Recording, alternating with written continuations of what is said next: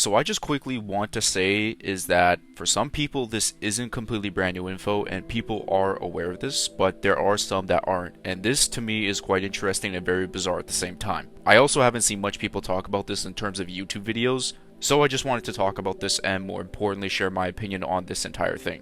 It's really intriguing, but also very weird, I'm not gonna lie. So this is mostly around Resident Evil Death Island, and specifically the female protagonists Jill, Claire, and Rebecca. Now, we all know this movie was centered around Jill's comeback and all of the main Resident Evil protagonists teaming up. Yes, Rebecca is one of them, to take down bioterrorism. But if the unique things about Jill was the fact that her aging was slowing down. Most of this was due to the T-virus infection with Wesker, and this piece of an interview article really had a lot of people going.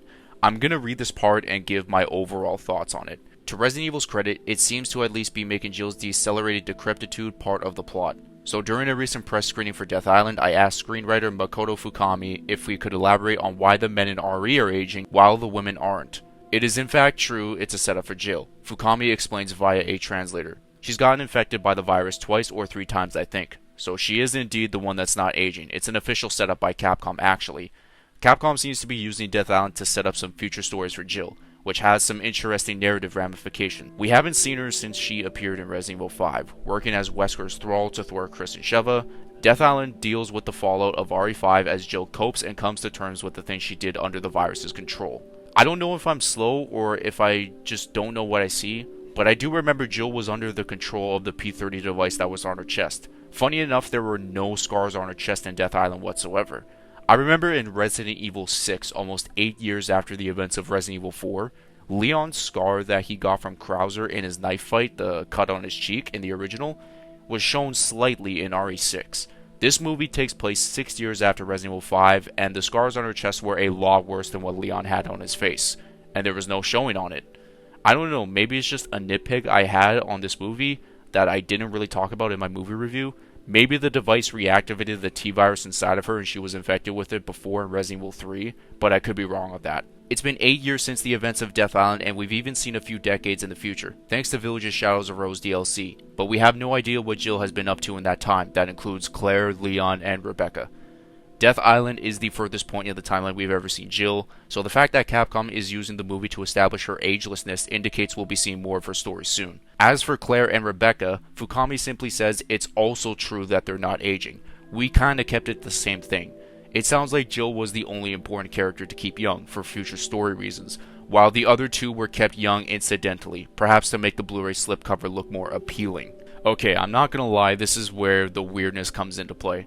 I'm really surprised that Capcom didn't necessarily acknowledge the fact that these two have had viruses inside of them as well. Claire had that with the T-Phobos virus in Revelations 2, and Rebecca had the A virus in Resident Evil Vendetta. Very key moments for each character, in Capcom or the screenwriter either is unaware of that or just didn't know. But mostly saying they're slowly aging just because is just confusing to me, and what the article said about them slowly aging just for their appeal is so weird. Leon and Chris were infected in this movie as well with that virus, and in RE Village Chris looks just like his age, which is his late 40s. I have no confirmation about Leon slowly aging, mostly because he hasn't been in an updated RE timeline game since Resident Evil 6. And if anyone is bringing up Leon and Las Plagas, a virus and a plaga are two completely different things, and Leon was aging normally afterwards. But if this is the excuse of keeping the women characters in future RE titles younger, I think this is just lazy and weird. Because at this point, I'm waiting for Ada to get infected with a virus. I don't know if it has to do with how long the virus stays in your body. I don't know if Capcom is turning Resident Evil into Riverdale where they get all these superpowers. I just don't know. Sherry Birkin to me was one of the most unique characters in Resident Evil because of the infection of the G virus at a really young age and has practically been living her whole life while her aging was slowing down. She's probably in her 30s now but still looks 20. And I guess with this movie and with this new info to some people, it most likely doesn't make her as unique anymore. Now, I've heard from some people that studios in Japan have this tendency to leave women characters young while letting the men age, which again is most likely for the sake of their appeal. Of course, this may not be that big of a deal to some people, but to me it does raise my eyebrows. Of course, I know there are a lot of freaky ass people in this community, so they are busting hearing this stuff. Like, is it wrong for not wanting to see old women kick ass in video games, especially if we're going to be getting a 50-year-old Chris Redfield in Resident Evil 9? Because wasn't Lady D one of the essential parts in RE Village for marketing and its story? And she was pretty old, I would say. A vampire, of course, but I'm sure a lot of people got crazy and called her a MILF. Hell, Capcom, go to that orange website known as the Hub, and you'll see that category is widely loved and searched. I don't know, man. I feel like this is very bizarre. I don't think this was the way to let them get more video games and more movie screen time. There's nothing wrong with natural age, plus these characters are in top shape, so it's not like they'll get wrinkly as soon as they hit 50. Well, the women, of course. That completely contradicts my Chris point to where he looks 48, but he smokes cigarettes like a motherfucker. By the way, guys, do not smoke cigarettes. That shit will kill you a lot faster. Die naturally and healthy. I want to know what you guys think about this entire thing. Do you have any sort of issues, or you don't necessarily mind this thing at all and it isn't that much of a big deal to you?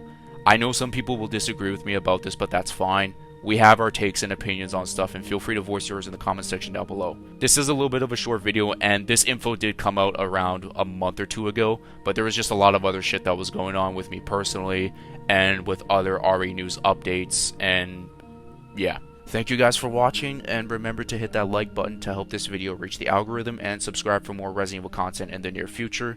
As always, I'll catch you guys in my next video. Peace out, and much love.